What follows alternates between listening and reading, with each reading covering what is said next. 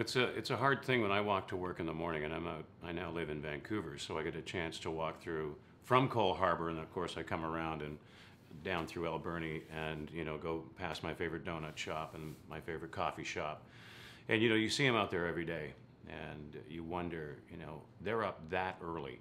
How are you up this early? And I'm up at 4:30. I'm walking the street, and they're there. They're asking for money. You flip them a dollar, you flip them a toonie, and I always ask, well, where do you sleep? Well, we sleep outside. They'll find a vent somewhere, and just for the warmth of it. And because Vancouver has got a better climate, I think you see a lot more homelessness just because of the climate. You're not going to see that kind of thing in Winnipeg or in the prairies. A lot of them are here. And it's sad, and it's a wonder. You always stop and think, why can't some of the coolest people in this community get together and stamp this out once and for all? And I think we're going to be close. I think if we get a movement strong enough, which, this is what this is doing, I think we're taking some giant steps right now.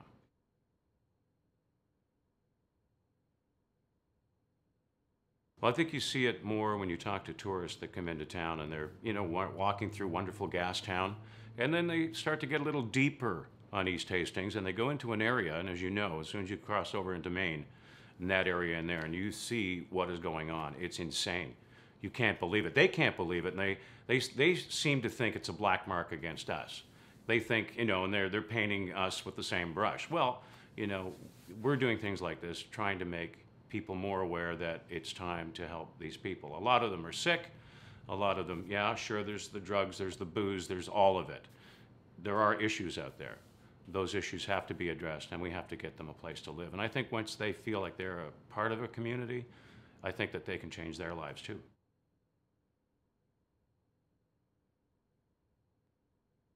It can change in a Vancouver minute, This is a big metropolitan city. There are a lot of people that are well off here. They know who they are. And I think a lot of them do think about it every day. And I think they're concerned about it. And I think you need to get people to just light the fire under them, and make them aware of how good they have it. And I think we all reflect on that every day. We feel good, and sometimes, it's, gee, I'm driving a sports car, I've got a motorcycle, I'm living downtown, life is really great, and then, you stop and just think about it for just 1 second, and it makes you want to do something.